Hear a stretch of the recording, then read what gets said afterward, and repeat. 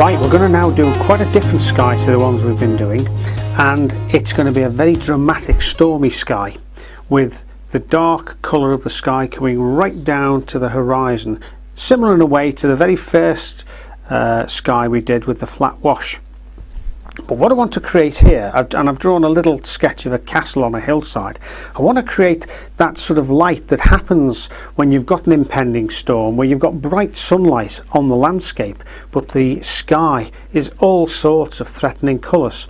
So what we're going to do is to paint the sky first and then do this as if it was a bright sunny day and see the effect that we get. Now, just a little tip for when you're painting skies around awkward shapes, as in this case around the turrets of the castle, or it could be the roofs of building or trees or whatever. If you struggle to paint around that and you worry that the paint's going to run down into areas you want to keep light, just turn the picture upside down like that. And you'll find that when you come to paint, because the paint's running away from your buildings or the areas you want to reserve, then there's no problem. And if you remember that skies are essentially a series of abstract shapes, so if you paint a cloud or some area in slightly the wrong place because it's upside down, then it doesn't really matter. Right, here's the four colours we're going to use. First of all, we've got Payne's Grey, which is going to give us a very dark shadow area. This is Phthalo Blue, which, as you can see, is a little bit greener as a blue than the ultramarine we've been using so far. This is Phthalo Blue with a little bit of burnt umber mixed in with this, and that's going to give us another variation for cloud shadows. Here's the burnt umber itself, a reddy sort of brown, and here's Lemon Yellow, which I'm going to use quite a bit of on the hillsides to give that sort of sunlit feeling. Oh yeah, and I'll be using the 1-inch brush for this exercise.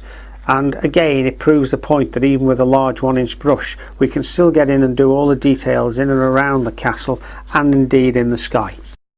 Right, I'm going into this reasonably strong, but nevertheless still fairly fluid wash of the Phthalo Blue and the burnt umber that's mixed together. And I'm going to very quickly paint over the sky. I'm not hanging around because I don't want this wash, as fluid as it is, to start drying.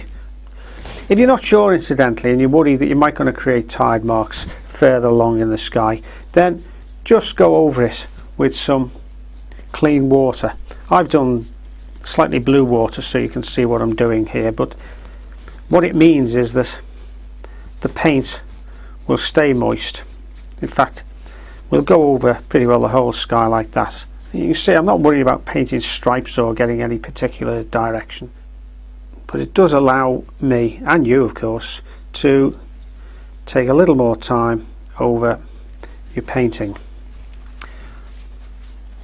It just means, as I said before, that when you come to put your full strength colour in, you're going to have to do it somewhat darker than you first intended to compensate for that water that's already in the on the paper. Oh, there's a nice little bit of burnt umber that's come in, almost neat burnt umber. That's a nice happy accident. Oh, that's fine, I'm quite happy with that. Oh yes, that's fine for this. In other circumstances you might be annoyed, so always make sure that you've got your paint mixed thoroughly, otherwise that will happen.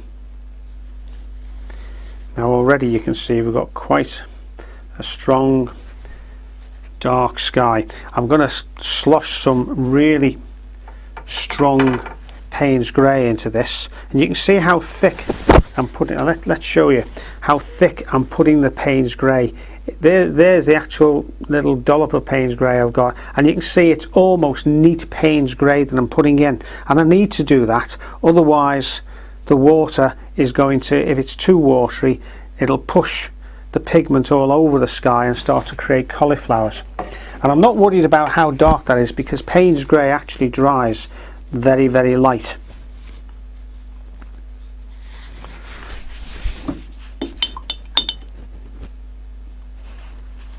Right, I'm going to put some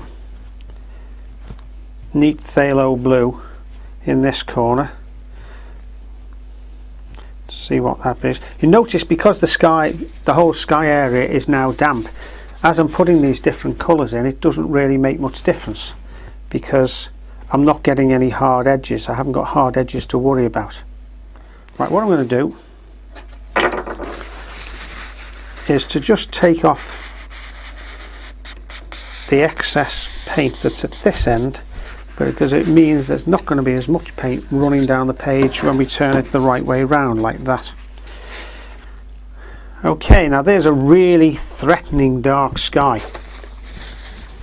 Now what I'm going to do now is not so much take clouds out because the surface is still too wet and the water is just running back in, but it will lighten up some of these areas just as I'd hoped, like that, into the edges of billowing clouds. I don't want it absolutely dead white, but just enough to look threatening, as I think it is. Quite a threatening sky. I think we'll have a little bit more fairly strong burnt umber in, just to heading towards the castle, just to take the eye down to the castle. Don't want it too strong, but and it'll all blend together anyway in a rather nice way. See, it's starting to dry off here and there, so that only adds to the drama of the event. You can see these areas that I've taken out have already started to fill in, so you might have to do this more than once.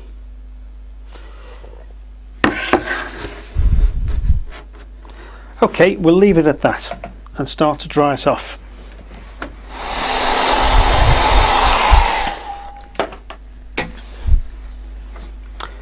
Right, now remember how black and dark that Payne's grey was when it first went on, and look how light it's dried now.